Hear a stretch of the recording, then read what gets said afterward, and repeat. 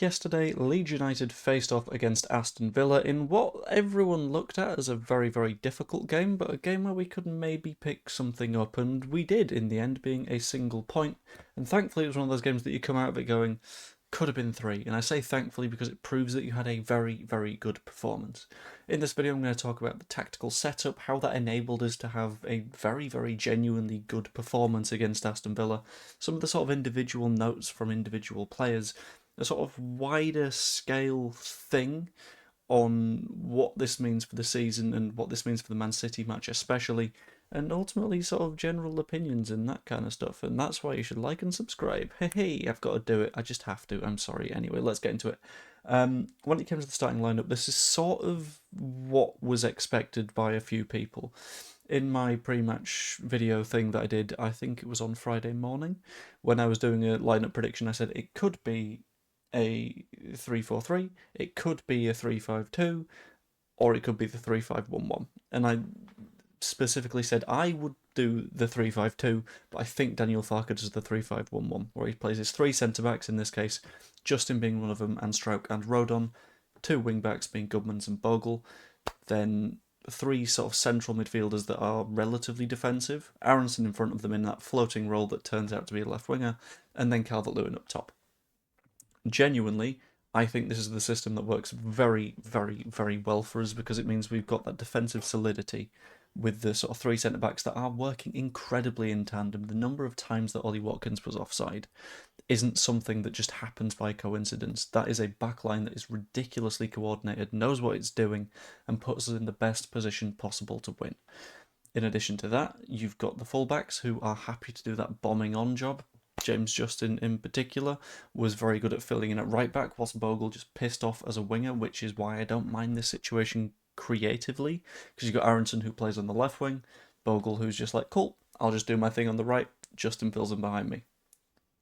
Perfection. Love that system. And specifically today, we use that sort of three grungy central midfielder setup expertly, because what we tended to do was we would have the right and left flank pressing incredibly high, making sure that the wide options weren't really available for them, and that just forced them inside into what was already a ridiculously congested middle of the park. So when they're unable to, if the fullbacks are looking at the wingers and going, that's not going to work, they cut inside, and then suddenly their midfielders are met with this wall of meat that is made of Pascal Struijk, Joe Rodon, James Justin, Anton Stack, Ilya Gruev, and Ethan Ampadu.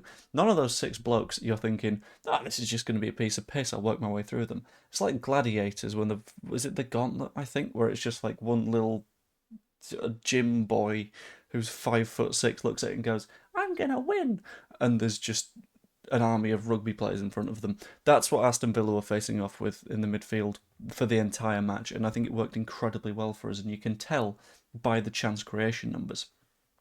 So in the match overall, from open play, we created 0.88 xg, which is not too bad if you consider the fact that we scored relatively early, and once you score relatively early, you're sort of like, cool, we'll just hold the lead a little bit. After we scored, we still created the same open play expected goals as they did. Like throughout the entire game, we created more than they did, which is fantastic. They created 0.57 in total. They were very sort of set piece reliant, which, yeah, sure, we do that as well. But if we're also being creative and creating chances for Calvert-Lewin when he was one-on-one with the goalkeeper, unlucky to not dink Martinez, which was a little bit of a shame, but I liked the effort. You've got the Mecha one, where ball comes in, header, unlucky to not score. At the end of the day, we're creating chances whilst limiting them from the other side, and there's not much more you can ask for from a side that is, in theory, in the relegation battle. I'll get into why I think that's in theory soon enough, but like I mean, you got it's fairly obvious. Like we were unlucky to not score more is essentially what I'm saying with that one. And whilst we're on the sort of end of the tactical side of things, I think the substitutions all basically made a lot of sense. Towards the end of the game, we're looking at the situation going, I think we can go to a 5-3-2. Because in that spot, Aronson absolutely knackered. Bringing on someone like a Mecha as an alternative is signalling, right, we're still going to do the defensive side of things, but if we break, we've got two players that are genuinely deadly. when it comes to finishing games off. So those two up top, you get the ball to them, we're going to cause problems, as we saw with the Mecha thing, which I'm falling in love with Mecha bit by bit. And that brings me to the sort of pointing out key players from this. And I'm going to very, very obviously give a big shout out to the entire midfield because they absolutely silenced our opponents. I'm going to give a big shout out to the centre backs for the same reason. They were also great at silencing their front line, apart from the one time Joe Rodon didn't win a header at the end. Bit of a shame, but it happens. But there's the obvious shout out for Stack, who his goal was genuinely spectacular. 30 odd yards out, absolutely beautiful. Didn't see it coming. I thought that ball was getting crossed every single day of the week. Didn't happen, but you know what? I'm glad it didn't happen because it was spectacular. But for me, and I know there will be people that disagree with me on this because of the way that the match went, but the inner goalkeeper in me is just going to say it has to be Caldalo. Had a very, very solid match to begin with. So when it came down to all the chances that he did stop, fantastic. He, according to the goals prevented statistic, prevented 0.83 goals. There was nothing he could do about that in the slightest. That is a big looping ball that goes in through the top corner. If he's 8 foot tall, he struggles to get that. But I think his most important intervention in the game is one that won't even go on the stats. And it's the one where he's made the first save from Onana, which is a very good save to begin with. The ball bobbles out to Watkins, and he's able to just instinctively swat at it, get that ball clear, and ultimately save us from what was an almost certain goal, in my opinion. That doesn't go down on the stats as a goal prevented because there's not a shot there, but having the sort of intelligence and instinct to get that ball immediately clear is what we really needed to see, in my opinion. I'm very, very, very glad we did see it, and it'll be a shame if Darlow does go in the summer when his contract runs out. We'll see where it goes, but I think we'll look for an elite goalkeeper and not necessarily renew him, which will suck, but that's fine, basically.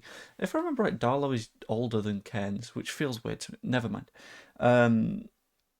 But you've got the sort of overall thing as well. Well, for me, this is one of those very, very genuinely solid points.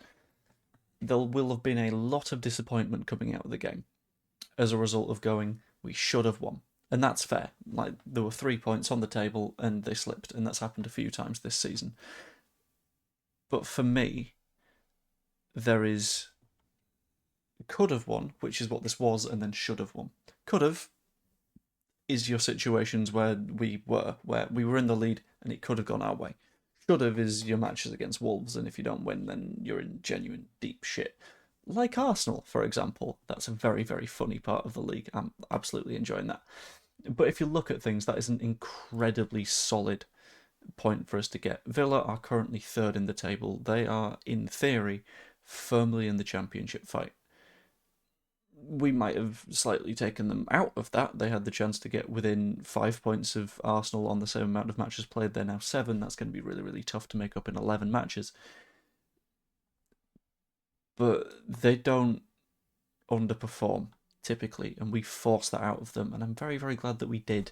We are additionally 6 points clear of the relegation zone, which, yeah, sure, you can say that's 2 match days worth, but we've also got an increasingly comfortable goal difference. We're 8 better than West Ham on that one, which is sort of fantastic.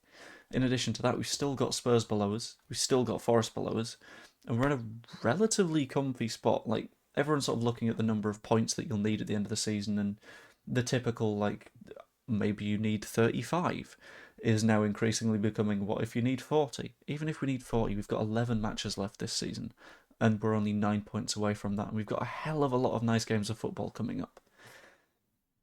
The approach that we take against Man City is going to be very interesting for me, because we could approach it the way that we did this game, with your 5 at the back, then a 3, then a 1, then a 1. I don't know if that's what we're going to do. Also, I've realised I forgot on the individual players point. Wasn't super happy with Gabby Goodmanson in the first half. Made a few mistakes. Turns out he was ill. He's forgiven. He's our favourite Swedish boy. Get well soon, Gabby, because I think James Justin was missed in his right centre back role in the second half because we didn't have that functionally 2 right backs bombing on it kind of missed. Rodon didn't do that so much, which is why I think we might have looked a little bit more toothless in the second half. But if we're able to pull out a performance like this against Man City, there is no reason we can't get something out of it. Also, like, to be completely honest,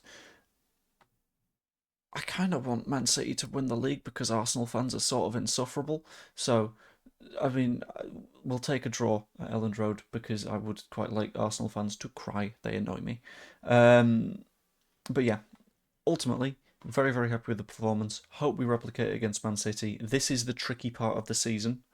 Once we're through this, it'll start to feel a lot smoother, and I'm really kind of looking forward to that run of some very, very, very decent fixtures where we can pick up a lot of points. But, gonna leave that there. Hope you all enjoyed. If you did, please pop a like on the video, subscribe, become a channel member, all that kind of stuff. I'm going to try and shorten up my intros as I go. It's been a longer video than I planned. Anyway, I will see you all later. Toodaloo. I might do a stream today as well. Ooh, not decided yet though. We'll see. Toodaloo.